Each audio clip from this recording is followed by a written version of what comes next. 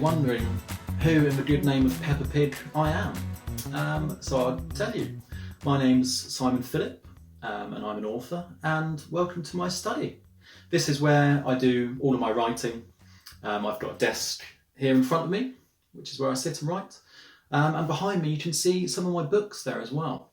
Now, I'm very aware that this setup here makes me look rather big-headed, doesn't it? It makes me look like I've got an enormous ego.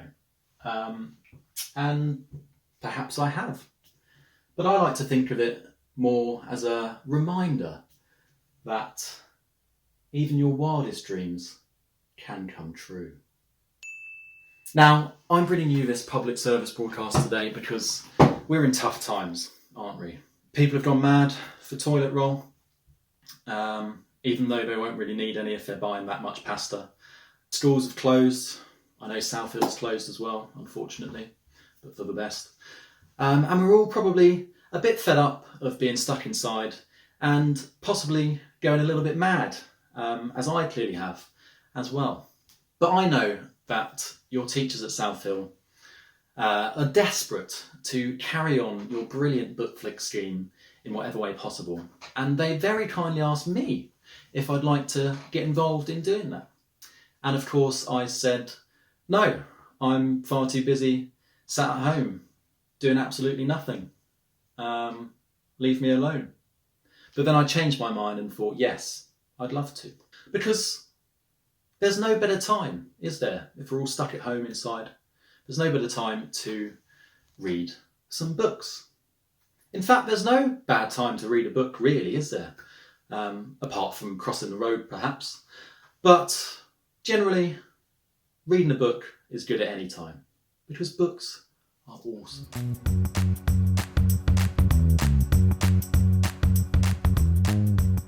So my first cracking good read is this book here. It is called Be More Bernard, and it's by Simon Phillip.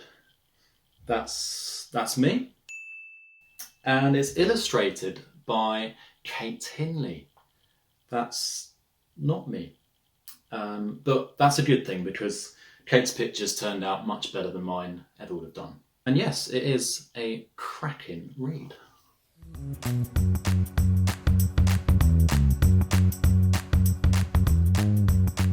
So I thought I'd tell you a little bit more about how this book came to be.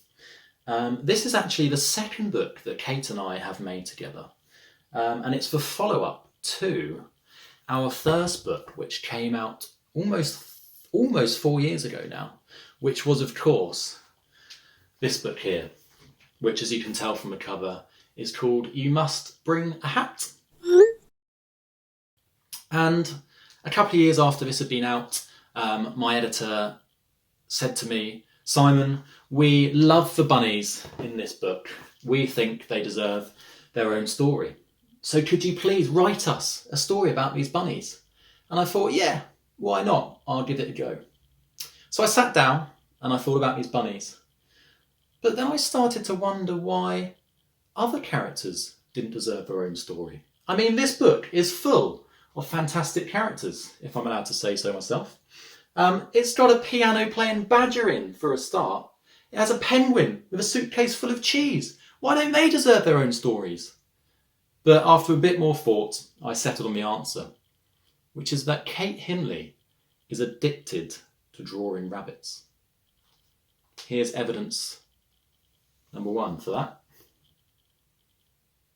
Evidence number 2. Bunnies everywhere.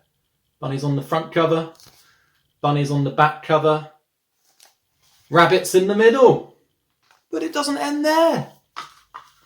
Bunnies. More bunnies. A little bit of disco as well. Fancy that. So in the end, I decided that I had no option but to stick with the bunnies, because otherwise Kate wouldn't be able to draw anything else. So I wrote Be More Bernard here. And this came out in September last year, when the world felt like a better place. But I assure you that we will get through this. And when we do, this book will still be available in all good mediocre and terrible bookshops.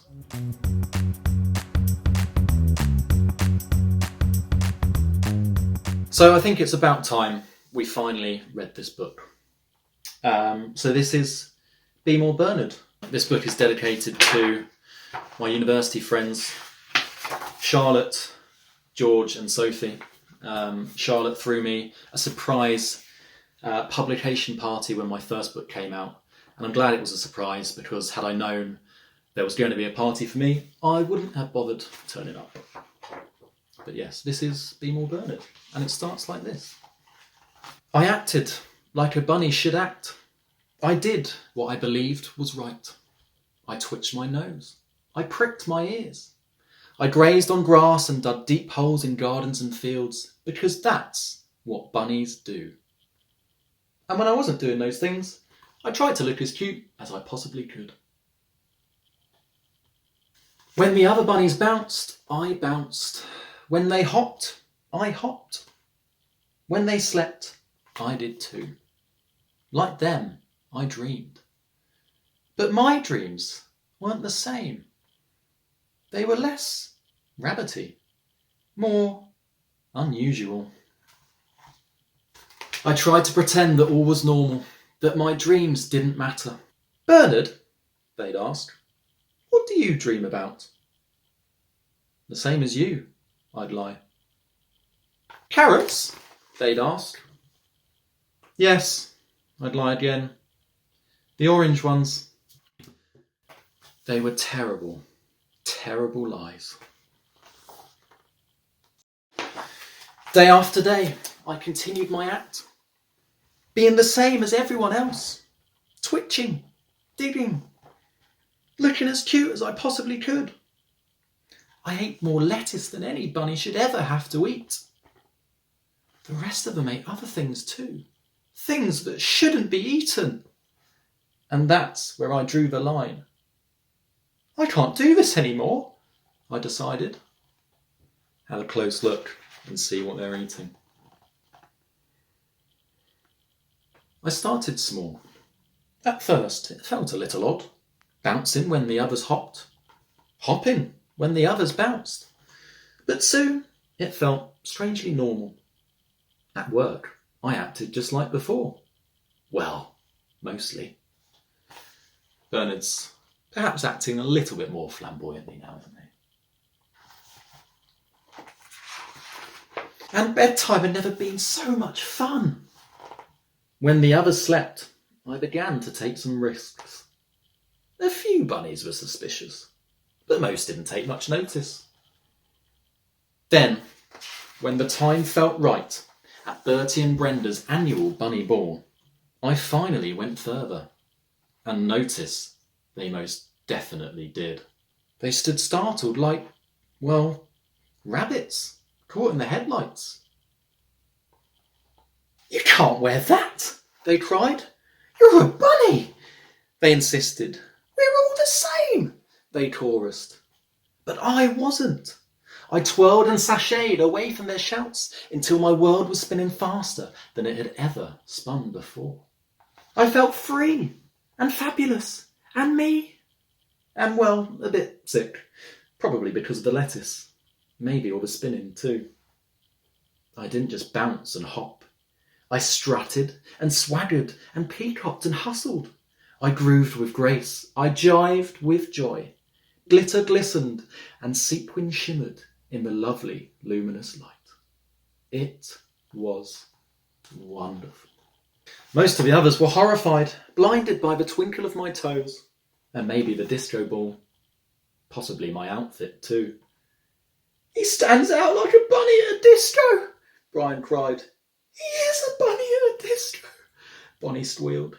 Doesn't he know we're supposed to be the same? Bella wailed. But there was one bunny, Betsy, who wasn't horrified.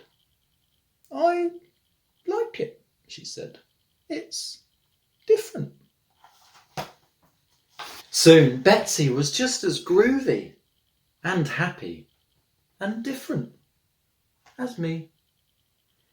It got the others thinking. And before I knew it, We were all as different as each other. Once we were all bootied out, we sat in happy silence. Then I asked the question I was desperate for them to answer. Do you really dream of carrots? I said. For a while, nobody said a word.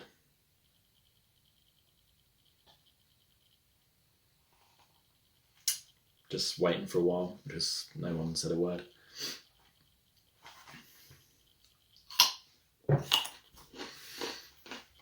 But eventually, Brian spoke. I hate carrots, he said. I dream of cheese. Me too, Bonnie smiled. And music. It's ballet for me, Betsy explained. And I dream of hats, Bella laughed. Fabulous, fancy hats. As they shared their dreams, I could tell their hearts were dancing, just like mine. And so now, even though we're all the same in many ways, we can all agree that being a bunny, being yourself, I should have said, is the best thing a bunny can be.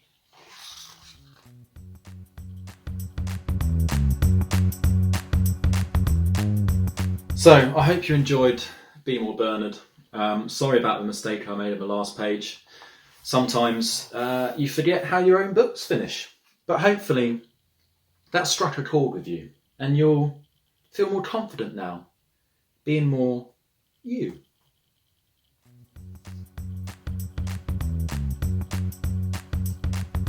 Thanks a lot.